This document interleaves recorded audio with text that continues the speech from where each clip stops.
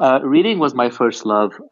I know that in my childhood, when I was around 9, 10, 11 years old, I was a latchkey kid.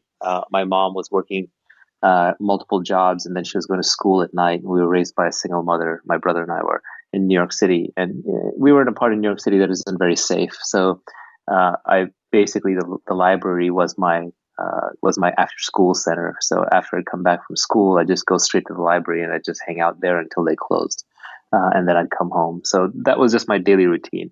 But I think even by that point in time, I'd already loved books. I was reading books as a child. I remember my grandparents' house in India. I'd be a little kid on the floor going through all of my grandfather's Reader's Digests, which is just all he had to read there. I mean, now, of course, there's a smorgasbord of information out there. Everybody can read anything all the time.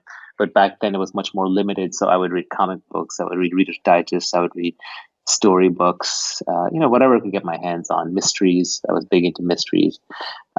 So I think I just always loved to read because I'm actually an antisocial introvert, and I was just lost in the world of words and ideas from an early age. I think some of it comes from the happy circumstance that when I was young, nobody forced me on what to read. I think there's a tendency among parents and teachers to say, "Oh, you should read this, but don't read that." The reality is, I just read a lot that by today's standards would be considered mental junk food.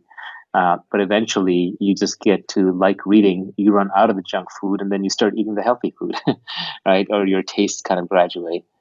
So I think to some extent that's what happened with me because I started from comic books and then went from that into mysteries and went from that into fantasy, then into sci-fi, and then from sci-fi I made it into science and then mathematics and then philosophy. So it just kind of kept climbing up the stack. But I'm lucky that there was no one around when I was 7 years old or 6 years old saying, "Oh, you shouldn't read that. You should read this instead." Is most of what you read today physical or on a computer or Kindle? For convenience, it's mostly Kindle. It's not the Kindle device itself; it's an iPad. And But for books that I really really like, I will also buy a physical copy. So I have both. So there's no excuse not to read it. A really good book costs $10 or $20 and it can change your life in a meaningful way. So it's not something I believe in saving money on. And this is even back when I was broke and I had no money. I always spent money on books. I never viewed that as an expense. That's an investment to me. And I probably spend 10 times as much money on books as I actually get through. So in other words, like for every $200 worth of books I buy, I actually end up making it through 10%. So I'll read $20 worth of books, but it's still absolutely worth it. You and I have Uh, that in common.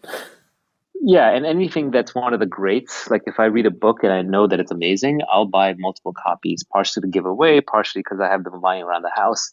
And these days, I find myself rereading as much or more as I do reading. Because I think this was a tweet from an account on Twitter that I saw. This guy Illucertus, and he basically said, I don't want to read everything. I just want to read the 100 great books over and over again. And I think there's a lot to that. So it's really more about identifying what are the great books to you, because different books speak to different people, and then really absorbing those. Because I don't know about you, but I have very poor retention. I have to, I skim, I speed read, I jump around, and I could not tell you specific passages or quotes from books, but at some deep level, you do absorb them, and they become part of the threads of the tapestry of your psyche. So they do kind of weave in there. There are books that I'm sure you've had this feeling where you pick up a book, you start reading it, you're like, oh, this is pretty interesting, this is pretty good, and you're getting this increasing sense of deja vu, and then about two-thirds or halfway through the book, you realize, oh, I've read this book before, and that's Yeah. perfectly fine. It means you were ready to reread it. You've said before you think of books as throwaways. How did you come to think about books like that, and what impact has that had on what you read? I mean, that's really an impact of the internet. Once the internet came along, I think it's destroyed everybody's attention span because now all of humanity's works are available to you at any given time, and you're being interrupted constantly. So just our attention span goes down, our ability to focus goes down. But at the same time, we just become more judicious. We also want the meat, and the problem with books is that to write a book, to publish a physical dead tree book, it just takes a lot of work and effort and money. So sometimes people start wrapping long books around simple ideas. Those are probably my least favorite books, and it's kind of why I avoid the whole business and self help category. because you generally have one good idea and it's buried in hundreds or thousands of pages and lots of anecdotes. Um, so what happened was I just noticed that sometime in the late 90s, I stopped reading as much as I used to, and I started reading more blogs. I started reading less books and more blogs, and great blogs like Farnham Street and Kevin Simler's blog, Melting Asphalt, and so on. You get incredibly smart people digestifying, simplifying, and writing these great things, but it's only a page or two or three pages. So I got really into blogs.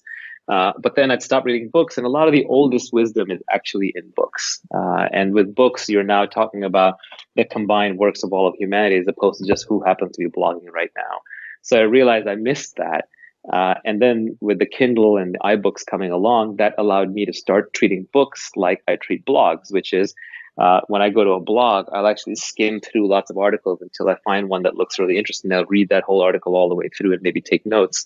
So now I treat books the same way, which is I'll skim through a large number of books, I'll put them down, I'll jump around, back, forward, middle, until I find a part that's interesting. Then I'll just consume that piece, and I won't feel guilty about having to finish the entire book. Because I just view it as a blog archive, right? It's like a blog might have 300 posts on it, and you could read just the two, three, five that you need right now. And I think you can think of a book the same way, and then that opens the world and web of books back open to us instead of it being buried somewhere. I think, like many people, I know of a lot of friends who are currently stuck on a book somewhere. And if you ask people if they read, everybody says they read. Everybody says they're reading a book. They can answer which book they're reading. But the reality is, very few people actually read and actually finish books. And I Yes, think, yeah. and I think that's probably because of all these societal and personal rules that we've put up. Like, you must finish a book, and you must read books that are good for you, and you can't read junk food books, and this is the hot book right now, and so on. The reality is, I don't actually read that much compared to what people think. I probably read 1 to 2 hours a day, which and that puts me in the top 0.00001%. I think that alone accounts for any material success that I've had in my life and any intelligence that I might have, because real people don't read an hour a day. Real people, I think, read a minute a day or less. Making it an actual habit is the most important thing. And how you make it a habit doesn't matter. It's very much like exercise or working out. Do something every day. It almost doesn't matter what you do.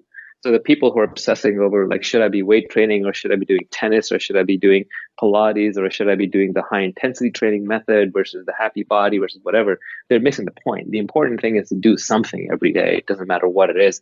So the same way, I would argue the important thing is to read every day. And it doesn't matter. It almost doesn't matter what you read, because eventually you'll read enough things, and your interest will lead you there, that it will dramatically improve your life. So just like the best workout for you is the one that you're excited enough to do every day, the same way I would say the best books to read are the ones that are books or blogs or Twitter or whatever, anything with ideas and information and learning. The best ones to read are the ones that you're excited about reading all the time.